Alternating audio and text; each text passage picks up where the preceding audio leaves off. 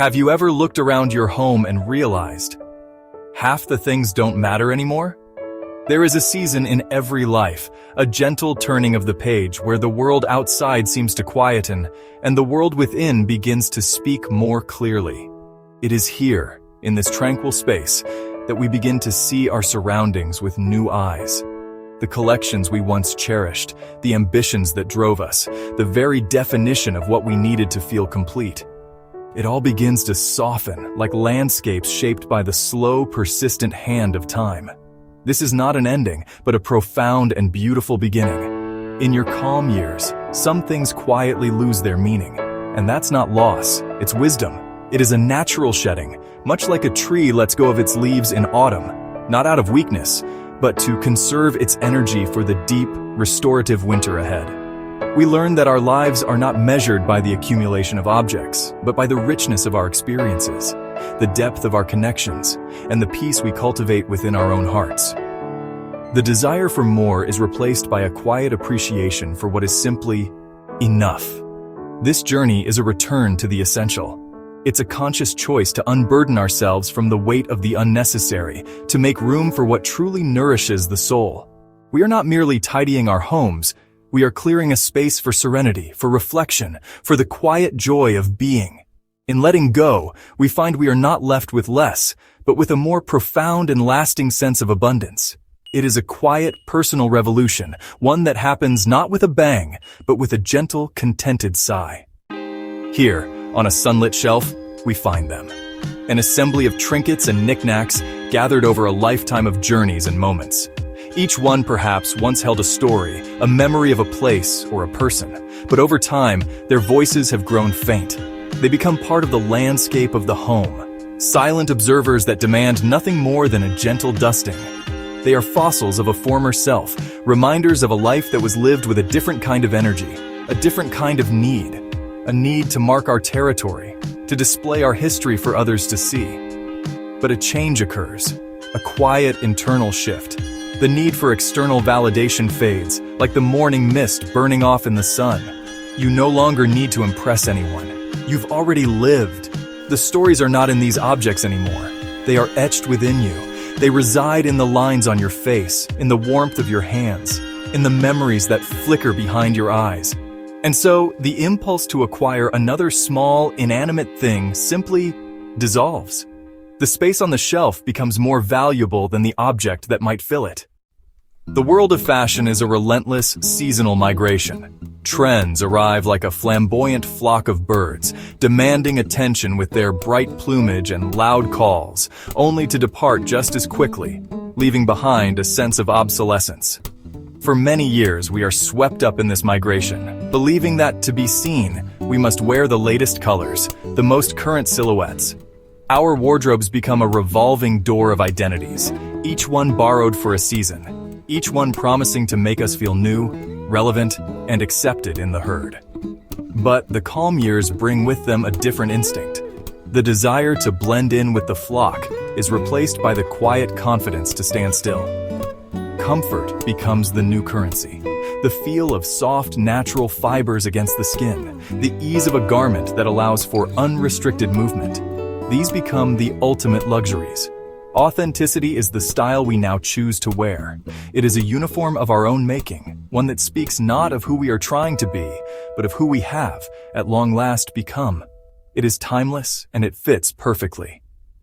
The modern world hums with a constant electric promise of the next great innovation. Each year, a new device emerges, sleeker, faster, more powerful than the last. It calls to a primal part of us that craves efficiency, novelty, and connection. We are conditioned to believe that this new piece of technology holds the key to a better, more streamlined existence. The marketing is a siren song, promising to solve problems we didn't even know we had, making the perfectly functional device in our hands feel suddenly, inexplicably inadequate. And yet a quiet rebellion can take root. We begin to observe the ecosystem of our lives and see that it is already functioning beautifully. The phone we have makes calls. The television we have shows pictures, the computer we have connects us to the ones we love. We begin to question the relentless cycle of upgrading. What if less was finally more? What if the true upgrade was not in the device itself, but in our ability to resist its pull, to find contentment not in the newest feature, but in the simple, reliable function of what we already possess? There is a certain instinct, born from years of providing for a larger family or a faster-paced life, to stockpile. The supermarket becomes a territory for strategic acquisition. We hunt for bulk deals, our trolleys laden with provisions for a future that is no longer our present. The pantry, once a symbol of security and abundance for a bustling household, can become a repository of excess, a landscape of forgotten tins and packages nearing their expiration. It is a habit, deeply ingrained from a time when more was always better. But the rhythm of life changes. The household grows quieter, the needs simpler. The hunt is no longer necessary. A new ritual can emerge, the gentle act of buying only what is needed for the next few days.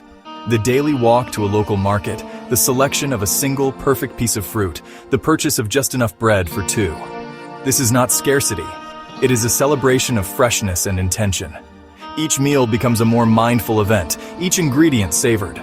We learn that true abundance is not a full pantry, but an empty plate after a deeply enjoyed meal. The automobile. For much of our lives, it is more than a machine. It is a statement, a declaration of our status, our success, our taste, the gleam of new paint, the scent of an untouched interior, the purr of a powerful engine. These are the markers of having arrived. We are encouraged to trade up every few years, to chase the latest model as a way of proving our forward momentum in life. The car becomes an extension of the ego, a metal shell that broadcasts our place in the social hierarchy to the world. But with time, priorities shift. The destination becomes less about a social standing and more about an actual place. Reliability, safety, and comfort quietly overtake the need for status. The vehicle is no longer a symbol but a trusted companion. Its value is measured not in its resale price, but in the memories created within it, the road trips, the drives to visit grandchildren, the simple, dependable journeys to the store. The dings and scratches are not imperfections, they are the patina of a life well lived, a map of journeys taken together. The kitchen is often the heart of the home, and for years, it is a bustling workshop of culinary ambition. We equip it for battle, a gadget for every conceivable task: the apple corer, the avocado slicer, the electric can opener, the panini press. Each purchase promises to make life easier, to elevate our cooking, to turn us into the chefs we see on television. The drawers and cupboards swell with these single-purpose tools, a metallic army awaiting orders that, for many, rarely come. Coming up number 6, you might still be buying this out of habit. And then, a quiet truth emerges. A good, sharp knife can do the work of 20 specialized slicers. A sturdy pan can serve more purposes than a fleet of niche appliances. We begin to see these duplicates not as helpful assistants, but as clutter. They are solutions to problems that a little skill and patience can solve more elegantly. The act of paring down the kitchen arsenal is profoundly liberating. It is a return to fundamentals, a rediscovery of the simple, versatile tools that have served humanity for centuries. The countertop, once crowded, is now clear, a space for creation, not storage. A home filled with books has long been seen as a home filled with intellect and curiosity. We collect them with fervor.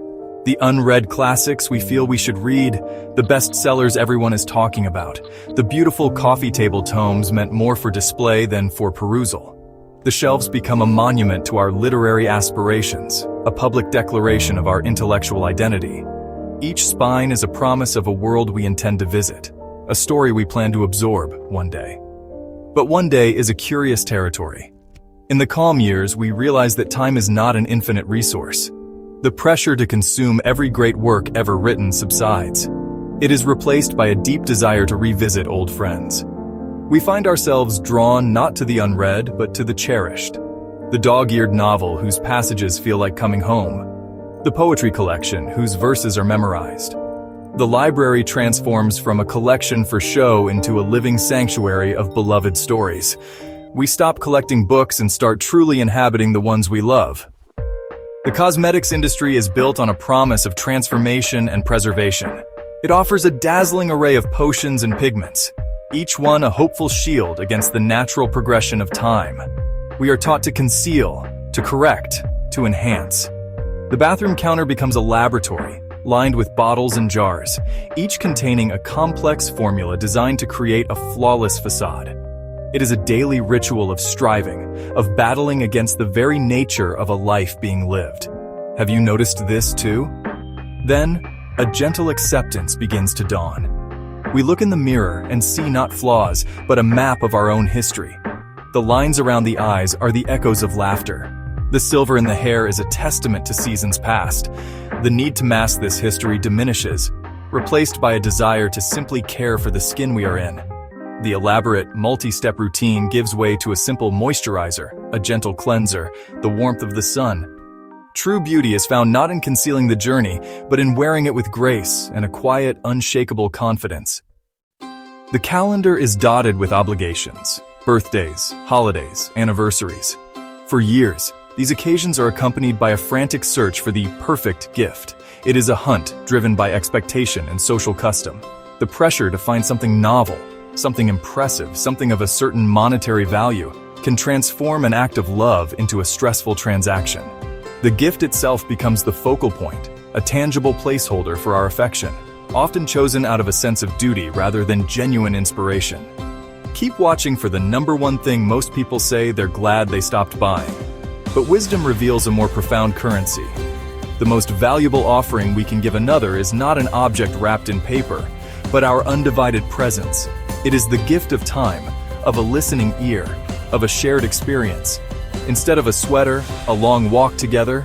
Instead of a kitchen gadget, an afternoon spent cooking a meal side by side. Instead of a gift card, a heartfelt handwritten letter. We learn that connection cannot be bought in a store. It is woven, moment by moment, through the simple, priceless act of being there. As we let go of these things, the trinkets, the trends, the endless pursuit of the new, we are not left with a void. Instead, we cultivate a space filled with quiet, with intention, with a deep and abiding calm. This journey inward is perhaps the greatest adventure of all. It's the discovery that the richness of life is not found in accumulation, but in appreciation. We learn to value the sturdiness of a favorite chair, the warmth of a familiar blanket, the light that fills a room. We find abundance in what remains. This is the legacy we build in our calm years. It is not an estate of objects to be divided up, but an inheritance of peace to be passed down. It is the wisdom of knowing what truly matters, the grace of living simply, and the quiet joy of a heart filled with gratitude, not with things. By unburdening our homes, we unburden our souls, making way for what is timeless: love, memory, and a profound sense of peace with the world and with ourselves. Thank you for joining me on this reflection. Your presence here is a gift. Subscribe to Wise Reflection for more soul-soothing content. Leave a comment. What have you stopped buying and never missed? Share this video with someone starting a simpler chapter.